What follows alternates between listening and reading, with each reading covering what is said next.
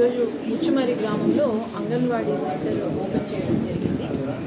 మొత్తం నందికొట్కూరు నియోజకవర్గంలో దాదాపు 21 అంగన్వాడీ సెంటర్స్లో ఈరోజు ఎంతో ఘనంగా ఎంతో మంచి బిల్డింగ్ ఒకటి తయారు చేసి మా ముచ్చుమరి విలేజ్లో అంగన్వాడీ సెంటర్ పెట్టడము, ఇక్కడ అందరూ కూడా ఎవరైతే ఉన్నారో ఆఫీషియల్స్ అందరూ కూడా దీనిపైన దృష్టి పెట్టి ఇది పూర్తి చేయడము కంప్లీట్ క్రెడిట్ పోస్తుంది.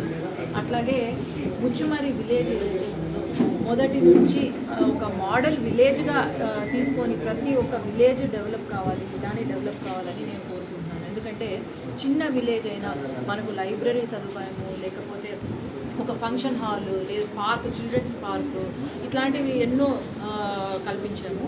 అలాంటిది ప్రతి ఒక్క విలేజ్ దీన్ని మోడల్గా తీసుకొని అంగన్వాడీస్ అయితేనేమి, లేకపోతే కేంద్రాలు, రైతు భరోసా కేంద్రాలు అయితేనే, ఇలాంటివి ఎన్నో ఒక మోడల్గా తీసుకొని ప్రతి ఒక్క విలేజ్ ఇలానే డెవలప్ అయితే ఖచ్చితంగా ఎటువంటి ప్రాబ్లమ్స్ ఉండవు.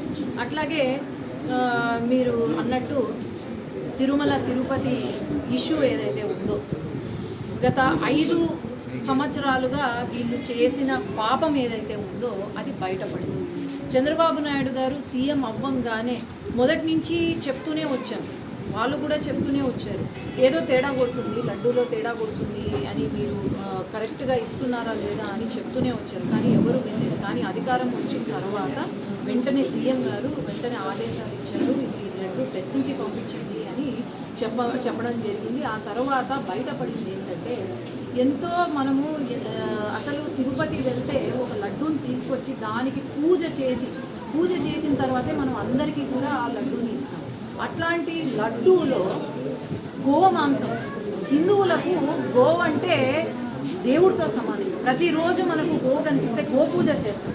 అలాంటిది లడ్డూలో గోమాంసం కానీ, లేకపోతే పంది మాంసం కానీ, లేదంటే చేప నూనె కానీ ఉంది అంటే ఇది ఎంత బాధాకరం. ఈ లడ్డు అనేది అందరూ తింటారు, కేవలం హిందువులే కాదు, ముస్లిమ్స్ కూడా ఎవరైనా లడ్డు తెచ్చిస్తే తింటారు. వాళ్ళు పంది మాంసాన్ని తినరు, వాళ్ళకు పాపం, పంది మాంసం తింటే పాపం. అలాంటిది ప్రతి ఒక్కరు కూడా, ఈ దేశం కాదు మొత్తం ప్రపంచంలోనే ప్రతి ఒక్కరు కూడా వ్యతిరేకిస్తున్నారు. నిన్న మరి సీఎం గారు తిరుపతికి వస్తాను అని అంది. ఎందుకు వస్తాడండి తిరుపతికి? ఏం చూసుకొని వస్తారు?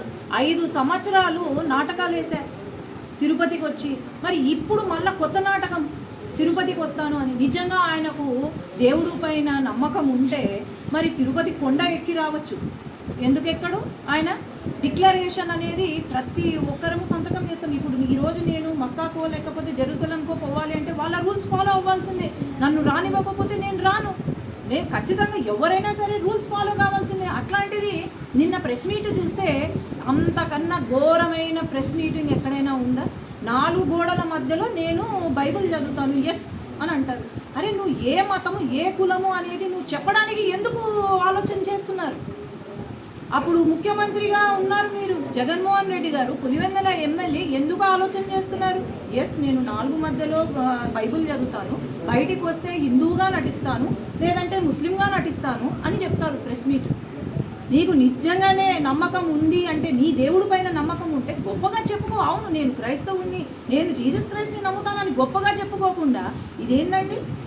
మళ్ళా అంటాడు ఏ మతం నీది అంటే మానవత్వం అంట.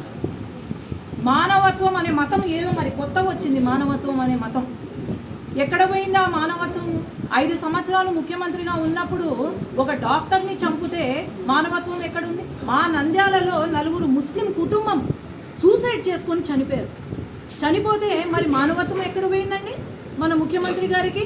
లేదంటే ఎమ్మెల్సీ డ్రైవర్, ఒక ఎస్సీ కులానికి సంబంధించిన ఒక డ్రైవర్ పాపము హత్య చేస్తే ఎక్కడ పోయింది? ప్రీతిబాయ్ వాళ్ళ కుటుంబము 5 సంవత్సరాల నుంచి పాపం ముఖ్యమంత్రి ఆఫీస్లో అసలు అపాయింట్మెంట్ దొరక్క పాపం ఆ తల్లి నాకు న్యాయం చేయండి అని అడుగుతుంటే ఎక్కడ పోయింది మానవత్వము? నిన్న ప్రెస్ మీట్ పెట్టి నా కులం కొత్తగా, ఈయన కులం కొత్త కులం, మతం కొత్త మతం, మానవత్వము అని అంటారు. సిగ్గుపడాలండి అట్లాంటి వాళ్ళు. అది కూడా రెడ్డి అని ఒక తోక తగిలించుకొని, రెడ్డిగా నేనే సిగ్గుపడుతున్నా. మా రెడ్లకు ఇప్పుడైనా కళ్ళు తెరవండి అయ్యా, ఇప్పుడైనా కళ్ళు తెరవండి. అసలు రెడ్లకు ఓట్లు వేయండి, అసలు రెడ్లను నమ్మండి, అంతేగాని ఈ దొంగ రెడ్లను నమ్మద్దండి. ఎవరో రెడ్డి అని తగిలించుకొని మేము రెడ్లము అంటే రెడ్డి అయిపోతారా? దయచేసి ఇప్పుడైనా కళ్ళు తెరుచుకొని ఎవరు రెడ్లు ఎవరు దొంగ రెడ్లు కొంచెం కళ్ళు తెరుచుకొని చూడండి. ఇట్లాంటి రెడ్లను ఇట్లాంటి దొంగ రెడ్లను మళ్ళీ రానియద్దండి అని నేను రిక్వెస్ట్ చేస్తున్నా అందరికీ కూడా. ఖచ్చితంగా మాట్లాడతాం. పార్లమెంట్ కాదు, నేను మొన్న ఢిల్లీకి వెళ్తే ప్రతి ఒక్క ఆఫీస్లో ఇదే ఇష్యూ, టీవీలలో ఇదే ఇష్యూ, తిట్టుకుంటున్నారు. అసలు ఏమన్నా మనిషి అవ్వడు, ఏమన్నా మనుషులా వాళ్ళు? ఈరోజు ఆ రోజు టీటీడీ చైర్మన్ ఎవరండి? కరుణాకర్ రెడ్డి గారు లేకపోతే వైవి సుబ్బారెడ్డి గారు. వీళ్ళంతా అసలు మన హిందుత్వము హిందూ దేవుళ్ళను నమ్మే వాళ్ళ? నాస్తికులు. కరుణాకర్ రెడ్డి గారు నాస్తికుడు, ఆయన దేవుణ్ణే నమ్మడు. మీరు గమనిస్తే టీటీడీ చైర్మన్ అయిన తర్వాత వాళ్ళ కూతురు పెళ్లి కూడా క్రిస్టియన్ వెడ్డింగ్ చేసుకున్నారు. మరి అట్లాంటిది ఇప్పుడు మొన్న ఎంత ఆశ్చర్యంగా ఉందంటే కరుణాకర్ రెడ్డి గారు వచ్చి ఒక షాల్ తగిలించుకొని ఇంత పెద్ద బొట్టు పెట్టుకొని మళ్ళీ దాని గురించి ప్రెస్ మీట్ పెడుతుంటే ఏమని అనాలా వీళ్ళను? ఎప్పుడో ఒకసారి వీళ్ళను తరిమి కొడతారు, ఇప్పుడే తరిమి కొట్టినారు, మళ్ళీ ఇట్లాంటి వెధవేషాలు వేసుకుంటూ పోతే మాత్రము అసలు ఇంకా అడ్రస్ లేకుండా పోతారు వీళ్ళు. మర్చిపోతారు, సొంత బంధువులే మర్చిపోతారు ఇంకా వీళ్ళను. ధర్మారెడ్డి గారు కూడా ఎన్ని ఘోరాలు చేశారండి. ఈ ధర్మారెడ్డి గారు ఆయన ఇంట్లో ఎవరో చనిపోతే జగన్మోహన్ రెడ్డి గారు ఇక్కడికి వచ్చి ఆయన పరామర్శించినారు అంటే మరి అర్థం చేసుకోవాలి ఏం జరుగుతుంది, ఆడ ఎన్ని కుట్రలు పన్నినారు, ఎంత సపోర్ట్ ఉంది జగన్మోహన్ రెడ్డి గారికి ఈయనకు అర్థం చేసుకోవాలి. ఎవ్వరు కూడా దేవుడితో పెట్టుకున్న వాళ్ళు ఎవ్వరు కూడా ఉండరు, నాశనం అయిపోతారు. అది మాత్రం